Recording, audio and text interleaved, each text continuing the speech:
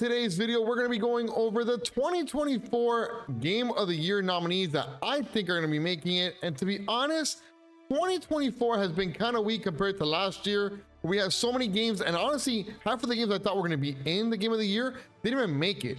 So this year has been kind of weird. I mean, we've had great games, but they died out like in 2 months. Like, we could talk about Helldivers 2, we could talk about Power World that should have been nominees for Game of the Year, but pretty much died out. So when I'm trying to break down these 5 games, I feel the nominees are very scarce, and you might think that they might not want to be in there, but we're going to go over the Metacritic score. We're going to go over what I think they're going to be, and at the end, I'm going to give you the 5 games, and I'm going to tell you what I think they're going to be, the chances of them winning Game of the Year for this year. So here are the 5 games I have, and I also have 2 systems I think they're going to get snubbed out completely that had no exclusives that should be making it to Game of the Year. Now we're going to start off with the elephant of the room, and which I think will take a Game of the Year for sure, which is no other than Final Fantasy Rebirth that came out this year. Part 2 in the Final Fantasy VII series, the game has one of the best stories with blending action, strategy, and RPG gameplay all together. The game scored a 92 on Metacritic, which is one of the highest ones for this year. I mean, I'm a huge Final Fantasy fan. Final Fantasy VII is one of my favorite games. I kind of do feel like this may be the nominee and probably the winner this year. So I don't know, we'll see what these other games come out with. But the next one is a PlayStation exclusive, which goes to a little bot known as Astrobot, which honestly took me by very much surprise this year. It was an imaginative action platform game with many Easter eggs into it as well. You would think a game like this would not be as great, but it was the second highest rated game on Metacritic with a 94 score. Now, before I give you the other 3 games that we have on this list, I want to make sure that you hit that like and subscribe button on there. But one game I have spoken to others and I feel shouldn't be on the list, and I probably will be getting a lot of hatred for it, is no other than Elden Ring Shadow of the Erdtree, which is a DLC to the original Elden Ring game. If it wasn't a DLC to Elden Ring, I think it probably could have been making to the list, but being a DLC, I don't think it will. The other one I do not think will be making it this year is The Last of Us Part 2 Remastered. It didn't really change anything from the original game. I know we've seen a lot of remastered games like Resident Evil 4 and other games as well. We do have one that's going to be talked about later on in this video, but Last of Us, nope, you're not gonna be in it. I don't think they're worthy of being part of this, nominees for Game of the Year. But now, one Soul-like type game that I do feel is gonna be on the nominees is no other than Black Myth Wukong. The game gave us elements of Dragon Ball with the opening scene and took over the world by storm with this Chinese art style. An amazing story with those Soul-like style feels. Now, Metacritic didn't feel the same with it and only gave it an 81 score. So will that be enough for it to make it into the top 5, top 6 for Game of the Year? Now we look into Nintendo. They gave us nothing this year besides remakes. They gave us Paper Mario Thousand Year Door. They gave us Luigi's Mansion 2. They gave us Legend of Zelda Echoes of Wisdom, which didn't score that high on Metacritic.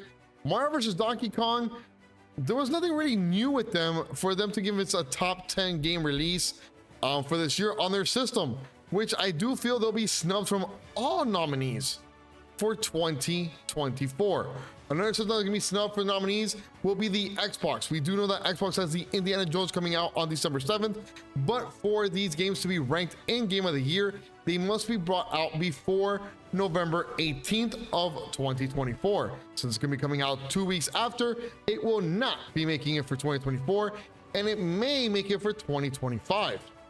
Now, there is a game I feel will slip into Game of the Year discussion, which is no other than Dragon Age the Vanguard. I know a lot of people are complaining about it, all right, with the whole entire hate about the views and the choices of the game. If you choose to be this type of character, people are going to start talking about you in the game and stuff like that. But if you turn your head away from that, right, BioWare delivered an engaging story and characters with fantastic action combat. Metacritic also gave it a score of 84. Now, I like Dragon Age. I've seen people play it. I've seen a lot of my friends play it. I've seen reviews on it. I'm actually gonna be playing this game as well because I enjoy what it's coming out with. I played the original one, so I think it is a game that is gonna come out, gonna be part of the Game of the Year awards for Game of the Year. Now, there is another game that they did come out this year earlier, which is Dragon's Dogma 2. That game, though, I feel will not be making Game of the Year. And my reasoning for it is because number one, it scored very low. And number two, that game did die out in less than about a month and a half. I didn't see a lot of people playing it later on, so that game is going to be snubbed out from this whole entire list. Maybe it sneaks in, who knows?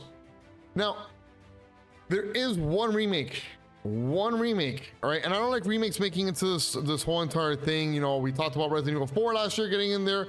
I thought it was kind of weird that I got in there, but I do feel that Silent Hill 2 makes the cut for this year.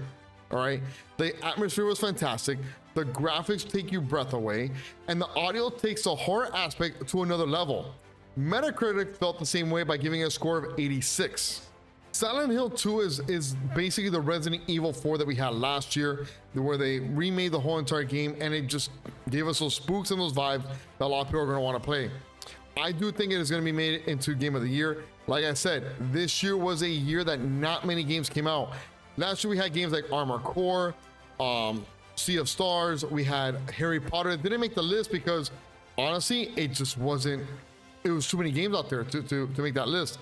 So I feel like this year it's gonna be a little bit more of what we're getting right now, which is these 5, and maybe one other game is gonna slip in there. I don't know, maybe they give one of the Mario games in there. I don't know. Maybe the Mario Bros. Game that's gonna be coming out shortly right now on November 7th might make it in there. I didn't add it into the list because I wasn't really sure about that game yet because it hasn't come out. Maybe that's the Nintendo one that gets in there, but we'll see what happens with that. And now I'm going to give you the 5 games that we nominated right here, and I'm going to give you the percentages of what I think each game is going to get to be Game of the Year, chances of winning it. For Silent Hill 2, I am giving it a 10% chance of winning Game of the Year. When it comes to Black Myth Wukong, even though it's an amazing game, I still think it wasn't as great as these other ones. I'm going to give it a 13%. Astrobot, a PlayStation exclusive that took everybody by storm. Could it be that sleeper game that comes out this year that everyone wants to get? I'm giving that game a 20%. Dragon Age, even with all the problems that are going out there, I'm giving that game still a higher ranking than most and giving a 22% chance. And last but not least is no other than Final Fantasy VII Rebirth. I am giving that game a 35% chance of being Game of the Year for this year. I want to know in the comments below what you think will be the games that are going to be coming out. I've had people also ask me, why isn't Dragon Ball Z Sparking Zero going to be part of it? As we remember, Street Fighter was a game that I thought was going to be part of it last year. It did not make it. I think Dragon Ball Z Sparking Zero will be best fighting game compared to Tekken, because they probably want to give it into its own category. I don't think that it's good enough to make it in there, even though it was a great game. Maybe it is. Maybe it's the number 6 game out there, but I still think that they're going to sneak in a Nintendo game as number 6 out there. I want to know in the comments what you think out there. If you like this list, let me know. If you don't like this list, well, guess what? It's my list. That's why I thought the nominees are. Last year was pretty bad.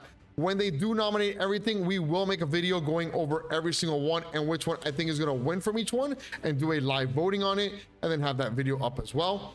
But I want to thank you all for watching this video, and make sure to check out all the videos going to be popping up right here, and see you guys on December when the Game Awards come out live on YouTube and Twitch.